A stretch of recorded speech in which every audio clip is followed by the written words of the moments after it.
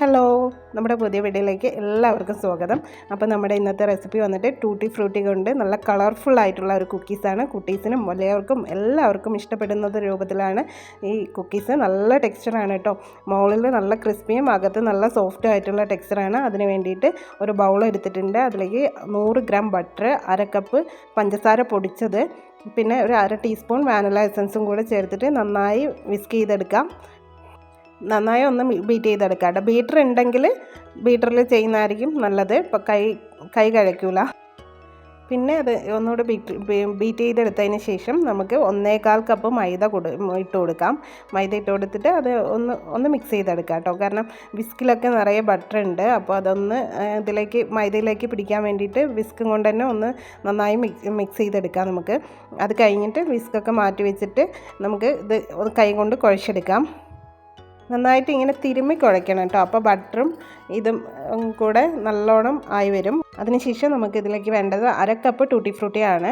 Tutti Frooti നിങ്ങൾക്ക് nuts വേണമെങ്കിൽ ഇട്ട് കൊടുക്കാം. പക്ഷേ ഞാനിപ്പോൾ നട്ട്സ് ഇട്ട് കൊടുക്കുന്നില്ല. ടൂട്ടി ഫ്രൂട്ടി മാത്രമേ ഇട്ട് കൊടുക്കുന്നുള്ളൂ. 1/2 കപ്പ് അതും കൂടെ നന്നായി മിക്സ് ചെയ്തെടുക്കാം. എല്ലായിടത്തും എത്തുന്ന പോലെ കുഴച്ച് കൊടുത്തിട്ട് നമുക്ക് ഈ കുക്കീസിൻ്റെ ഡോവിൻ്റെ ടെക്സ്ചർ ആയിട്ടില്ല. അപ്പോൾ അതിന് വേണ്ടിയിട്ട് ഒരു 1/4 കപ്പ് പാലെടുത്തിട്ട് കുറച്ചായി ഒഴിച്ചിട്ട് കുഴച്ച് കൊടുക്കാം. നമുക്ക് 1/4 കപ്പ് മുഴുവനായിട്ട് ഒഴിച്ച് കൊടുക്കണം.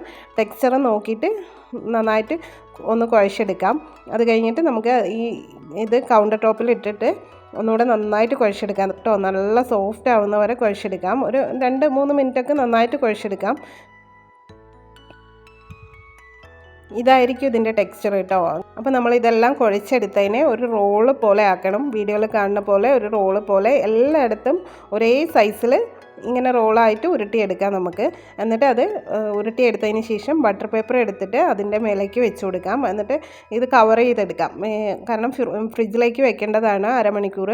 അതുകൊണ്ട് കവർ ചെയ്തെടുത്തിട്ട് നമുക്ക് 2 വശവും ഒന്ന് ടൈറ്റ് ചെയ്ത് കൊടുക്കാം. ടൈറ്റ് ചെയ്ത് കൊടുത്തിട്ട് നമുക്ക് ഇത് ഫ്രിഡ്ജിലേക്ക് വെക്കാം. 1/2 മണിക്കൂറാണ് വെക്കേണ്ടത്. 1/2 മണിക്കൂർ അല്ലെങ്കിൽ 1 മണിക്കൂർ വെച്ചാലും കുഴപ്പമൊന്നുമില്ല, ഒന്നും സംഭവിക്കില്ല.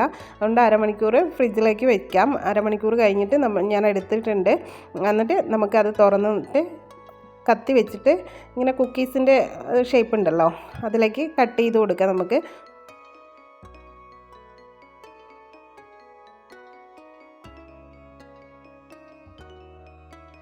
ഈ ഒരു അളവിലാണ് കട്ട് ചെയ്യുന്നത്. കുറച്ച് തിക്കായിട്ടാണ് ഈ കുക്കീസ് ഉണ്ടാവുക.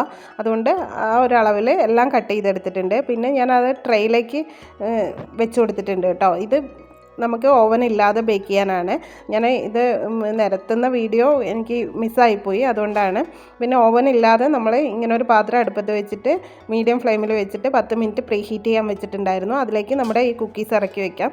എന്നിട്ട് ഒരു 20 മിനിറ്റ് മീഡിയം ഫ്ലെയിമിൽ ബേക്ക് ചെയ്തെടുക്കാം. അതേപോലെ ഓവനിൽ വെച്ചത് എടുത്തിട്ടുണ്ട് കേട്ടോ, ആയിട്ടുണ്ട്. 160 ഡിഗ്രിയിൽ 20 മിനിറ്റ് ബേക്ക് ചെയ്തെടുക്കണം.